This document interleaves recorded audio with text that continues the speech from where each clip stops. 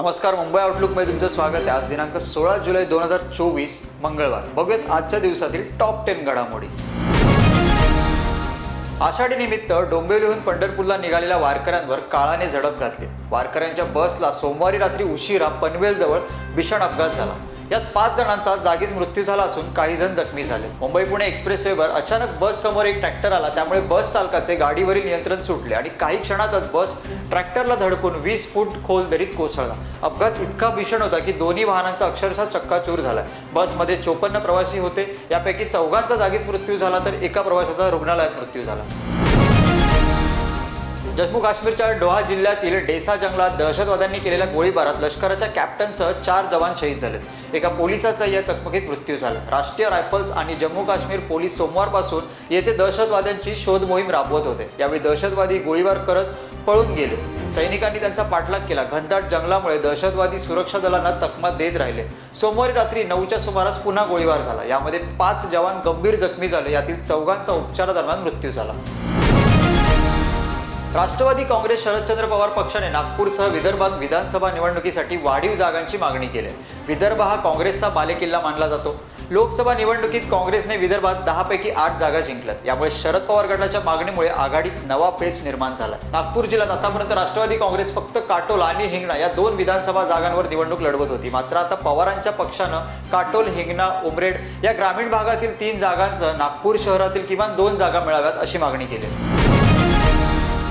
राज्यात सध्या मराठा ओबीसी आरक्षणाच्या मुद्द्यावरून वातावरण तापले। त्यातच मराठा आंदोलक मनोज जरांगे यांनी सरकारने मागण्या मान्य न केल्यास निवडणुकीत उतरणार असल्याचा इशारा यापूर्वी दिला होता।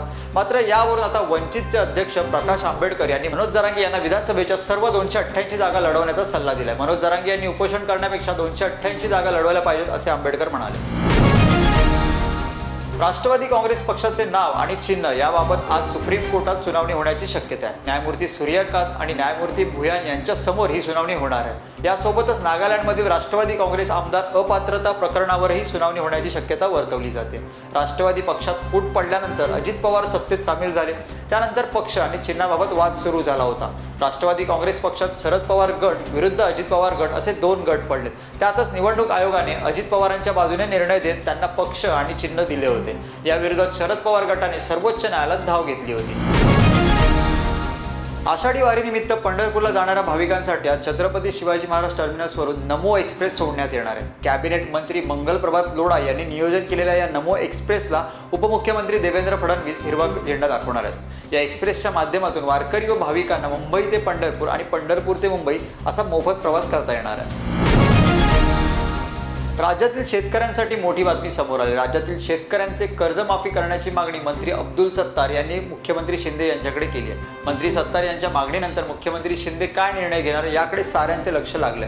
राज्यातील शेतकऱ्यांना 3 लाखांपर्यंत सरसकट कर्जमाफी राज्याने आणि केंद्राने तातडीने विचार करून 30 दिवसात कर्जमाफी द्यावी अशी मागणी यांनी केली। यासाठी मुख्यमंत्री शिंदे यांनी देशाचे पंतप्रधान नरेंद्र मोदी आणि गृहमंत्री अमित शहा यांच्याशी बोलावं अशी विनंती देखील सत्तार यांनी केली आहे।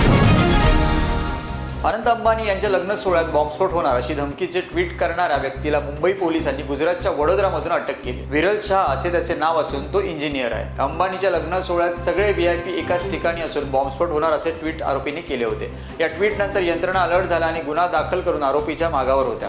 अखेर गुजरातच्या वडोदरामधून आरोपीला बेड्या ठोकण्यात आल्या आहेत।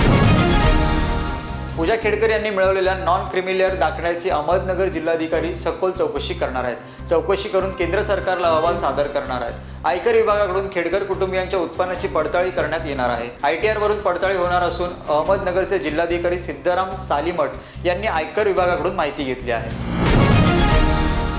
विठ्ठल रुक्मिणीचं तिरुपतीच्या धर्तीवर टोकन दर्शन सुरू करण्याचा प्रस्ताव मंदिर समितीने विधी आणि न्याय विभागाकडे दिला आहे। टोकन दर्शन सुरू करण्यासाठी 4 मजली हॉल तसंच स्कायवॉक निर्माण करण्यासाठी 103 कोटी रुपयांची घोषणा मुख्यमंत्री एकनाथ शिंदे उद्याची पूजा झाल्यानंतर करण्याची शक्यता आहे।